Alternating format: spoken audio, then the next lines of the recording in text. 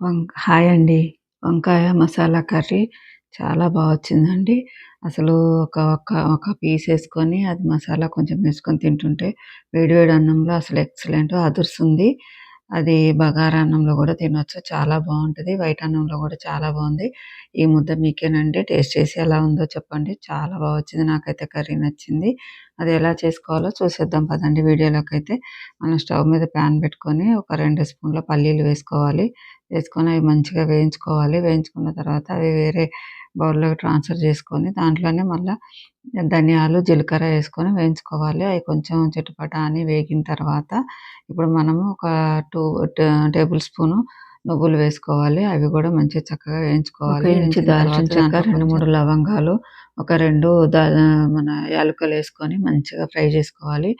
Fry చేసుకొని మనం చల్లారిన తర్వాత మిక్సీలో వేసుకోవాలి. మిక్సీలో వేసుకొని వాటితో పాటు మనము అల్లం వెల్లుల్లి పేస్ట్ కొంచెము, కర్రీకి తగ్గట్టు కొంచెము సరిపడా కారం వేసుకోవాలి.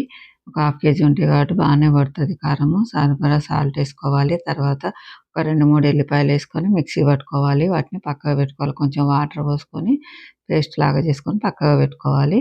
ఇప్పుడు మనం ఒక హాఫ్ కేజీ ఉంటాయి ఇవి. మనకి వంకాయలు ఇట్లా రౌండ్‌గా ఉన్న వంకాయలు తీసుకోవాలి. తీసుకొని మంచిగా ఇట్లా వీడియోలో చూపించినట్టు 4 కాట్లు పెట్టుకోవాలి ఇట్లా.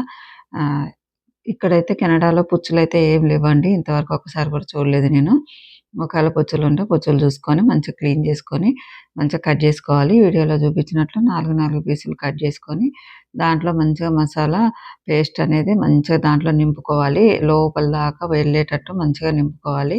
అట్లా వన్ బై వన్ అన్నీ మంచిగా నింపుకొని పెట్టుకోవాలి. నింపుకొని పక్కకు పెట్టుకున్న తర్వాత ఇప్పుడు మనము స్టవ్ మీద ప్యాన్ పెట్టుకొని దాంట్లో ఆయిలేసుకోవాలి. కొంచెం ఆయిల్ ఎక్కువే పడతది. మనకి కుక్కరు లేకపోతే మందపాటి గిన్నె ఉంటే అదైతే ఇంకా బెస్ట్ ఉంటది.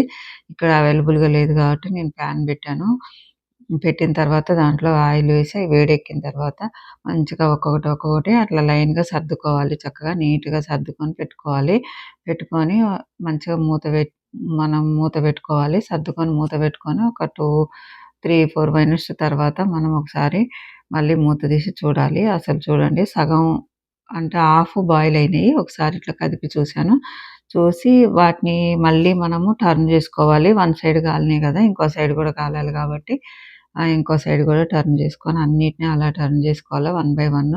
టర్న్ జేసుకున్న తర్వాత మళ్ళీ మనం ఇప్పుడు మిగిలిన మసాలా పేస్ట్ ఉంది గదా! అది వేసుకోవాలి. అది వేసుకొని మంచిగా ఒకసారి కలుపుకోవాలి. మంచిగా కలుపుకొని ఒక 2 మినిట్స్ ఉంచిన తర్వాత ఆ పేస్ట్ మసాలా అనేది మంచిగా వంకాయలకి పడతదండి. వంకాయలకి పట్టిన తర్వాత ఇప్పుడు మనము వాటర్ పోసుకోవాలి. వాటర్ అనేది మనకి ఎవరు ఎట్లా తింటారు అనేది దాన్ని బట్టి పోసుకోవాలి.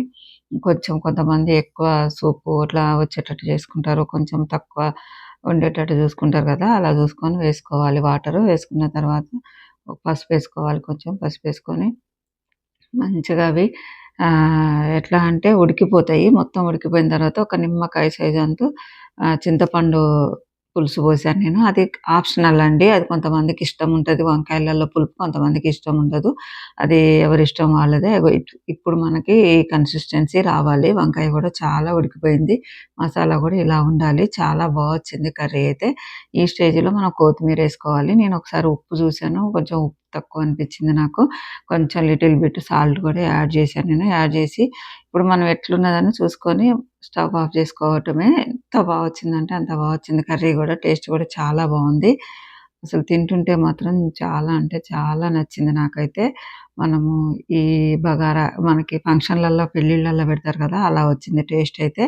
మనకి బగారా రైస్‌లో అయితే ఇంకా బావుంటది. ఇది వైట్ అన్నంలో అయినా బావుంది. మీరు కూడా చేసుకొని తినండి. నచ్చేదుంటే లైక్ చేయండి, సబ్స్క్రైబ్ చేయండి.